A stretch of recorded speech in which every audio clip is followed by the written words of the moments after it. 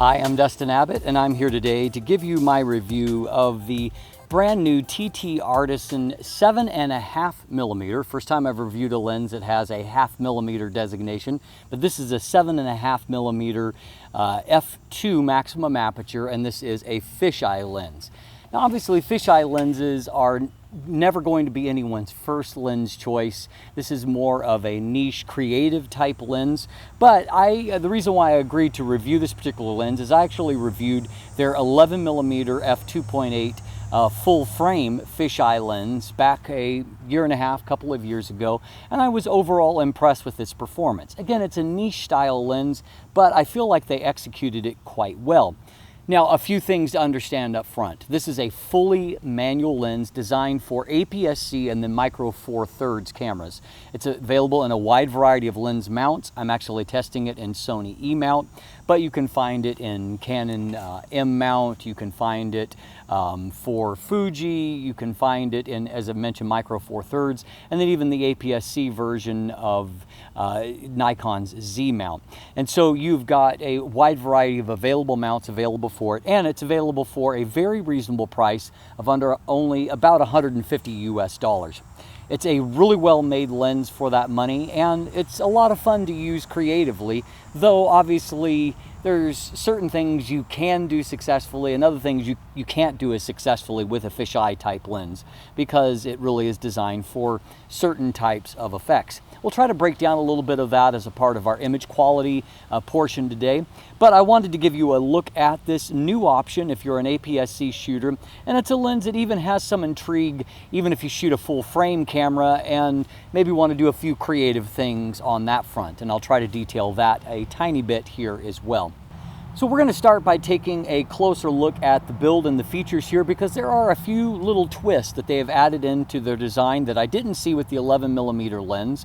And by the way, this has a full frame equivalent of roughly the same angle of view, about 180 degrees, that we saw with the 11mm lens when you take into consideration the crop factor of the cameras that it's for, though obviously if you're shooting with micro four thirds with a 2x crop factor, that makes you at a more like a 15mm angle of view, and then Canon's EFM is a 1.6x crop factor, and so that makes you a little bit beyond that 11mm, somewhere in the 12.5mm zone.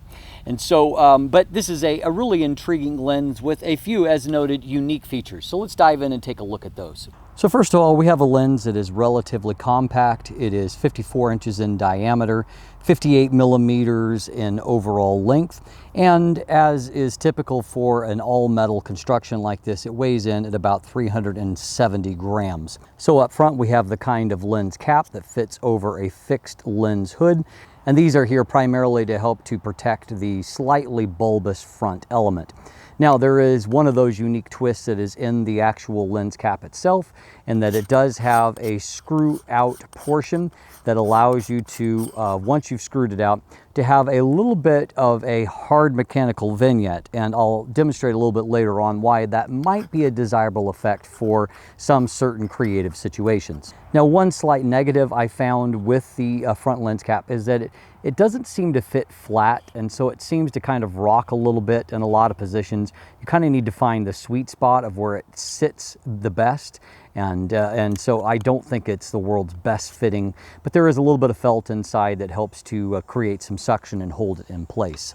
Now, more positive news here is that we have the typical TTArtisan nice quality of build where things work quite well. The aperture ring works with good precision, no issues there to complain about, and the manual focus ring also moves along very, very nicely. Now, this is an all manual lens in every way. There are no electronics, and so you're going to have to get by with a few less things. Fortunately, it meters fairly well. Haven't had any major issues with that, and so things work reasonably well. Now, one unique twist here that I've not seen previously is that they actually have this rear element threaded here, and so that allows you to add on the included ND filter.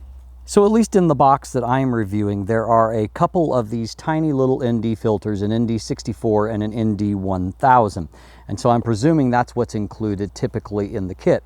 And so These filters themselves are really, really tiny, and they actually just thread on to these rear filter threads like this, and then you would mount it onto the lens, and it allows you to have the ND filter. And I'll show you a little bit of the creative options that unlocks as well.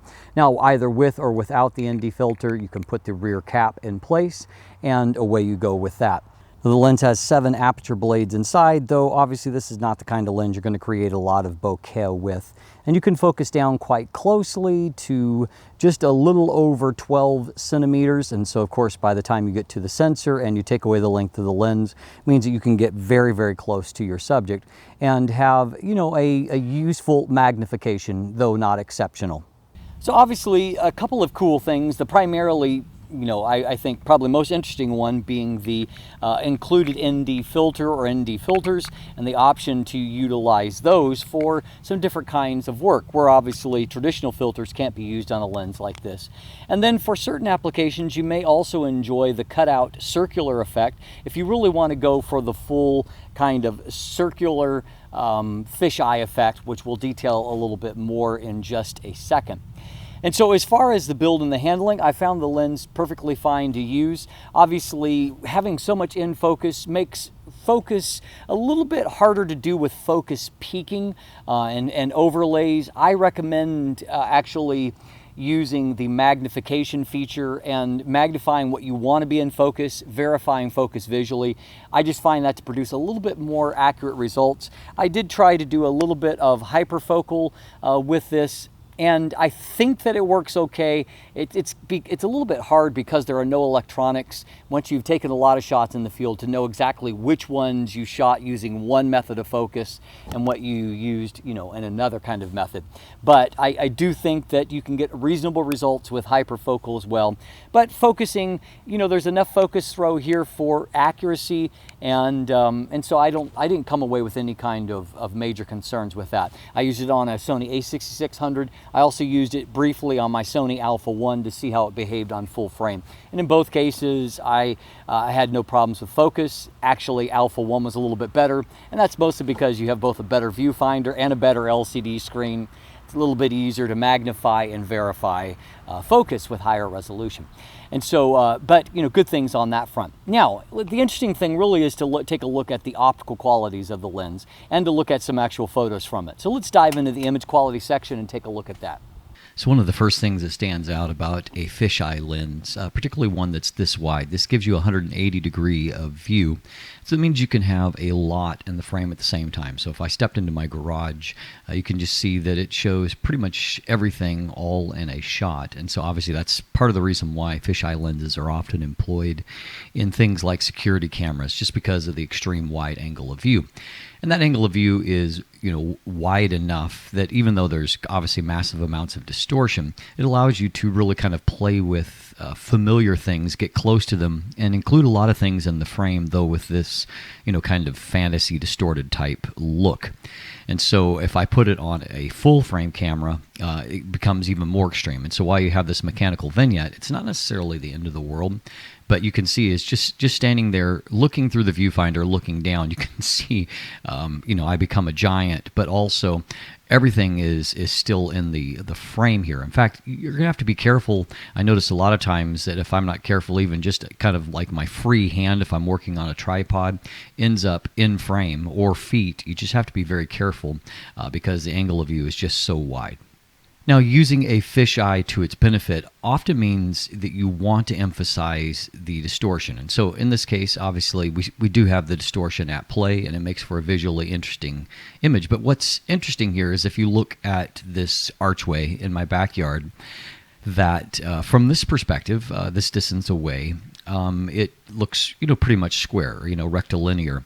If I get close, even without trying to emphasize that distortion, but I use that same frame here, you know, to look towards a different subject, you can see that there is a dramatic amount of that distortion, fisheye distortion, that's taking place. You can also see that there is a bit of fringing that is showing up here, and so in this transition area, and a little bit here. So we have a little bit of lateral chromatic aberration that's showing up here along the edges.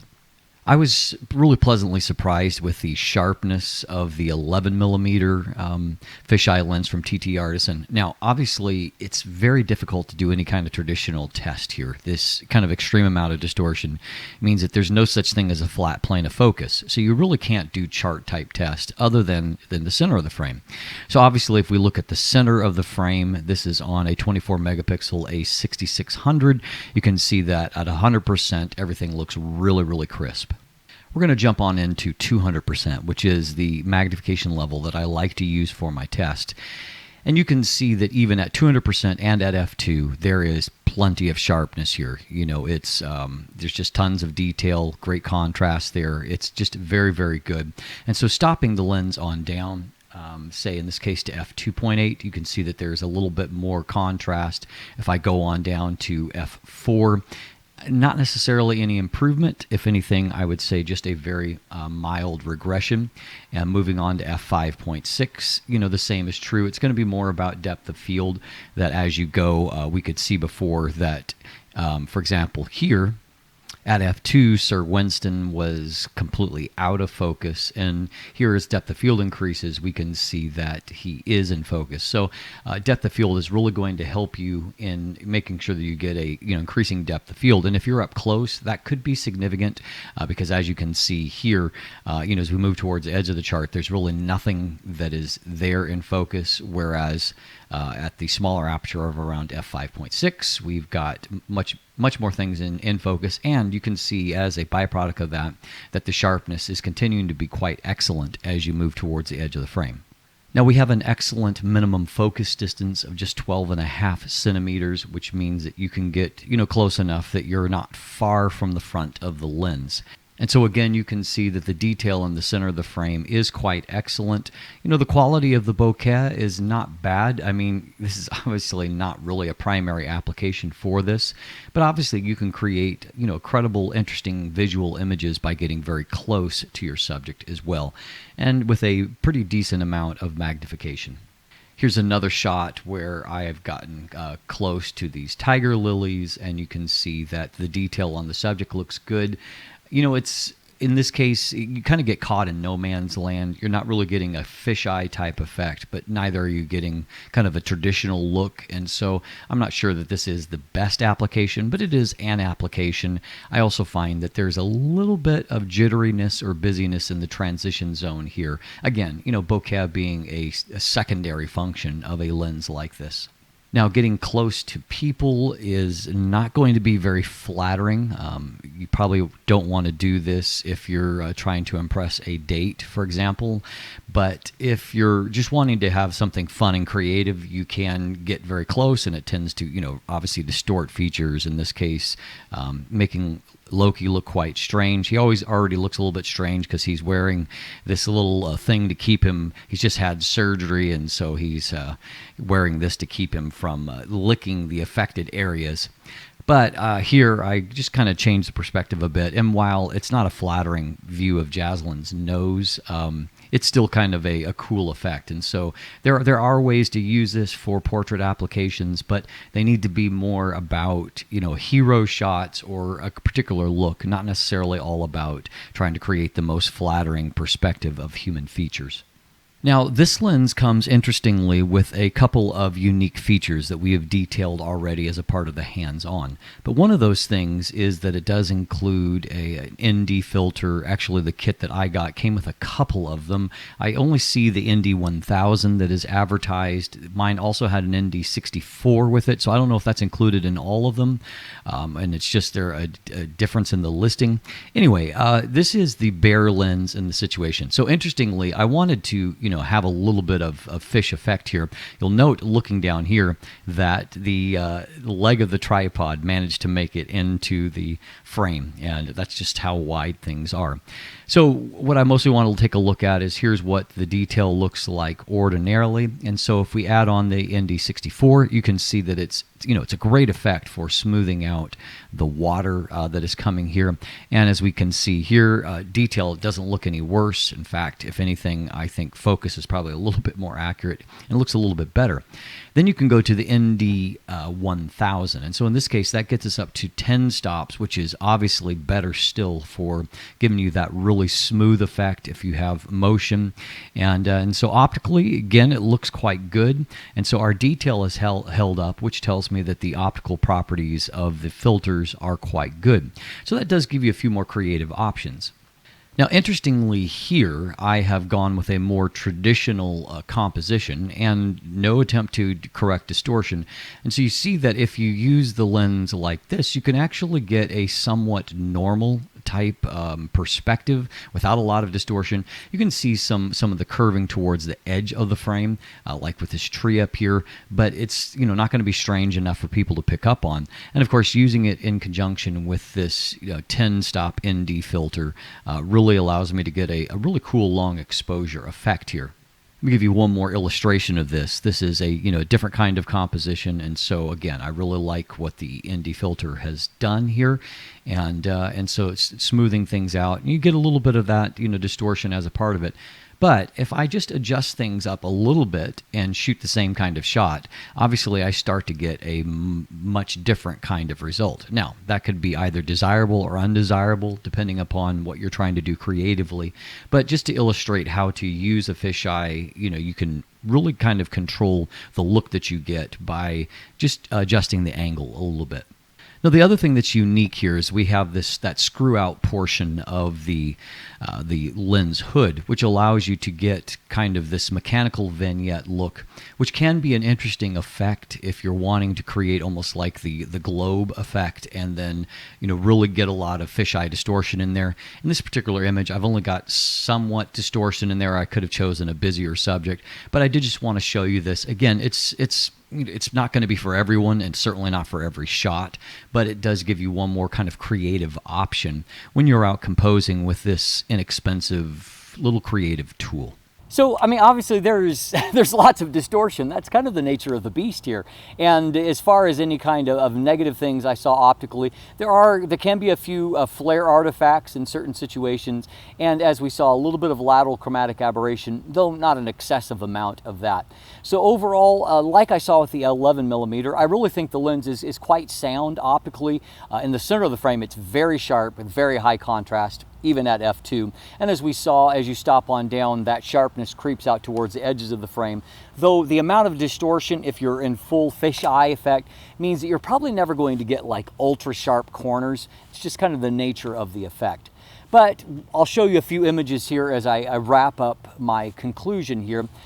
The thing is that this is kind of the perfect configuration for a fisheye type lens. I never really got, personally, the Canon L series fisheye lens, for example. It seems like way too inexpensive a lens, way too big of an investment for what is going to be probably a niche application for most photographers.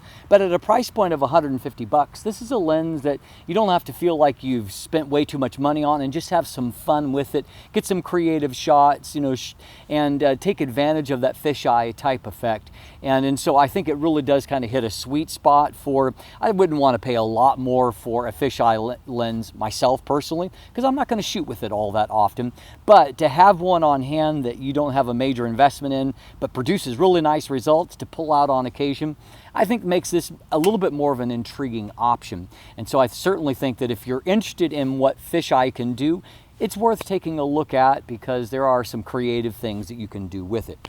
I'm Dustin Abbott, and if you look in the description down below, you can find linkage to my image gallery and check out more of the photos that I took with it. You can also find some buying links there, though this is a lens just coming to market, so it's still a pre-order status, and so some of those links are not fully populated. Places like B&H, you can go ahead and pre-order, but it's not yet in stock. But it's worth doing if you want to get one as soon as possible. There's also linkage there to follow me on social media, to sign up for my newsletter that comes out every week. There's also linkage there to buy some of my merchandise if you're interested in that. And of course, if you haven't already, please click that subscribe button right here on YouTube. Thanks for watching. Have a great day, and let the light in.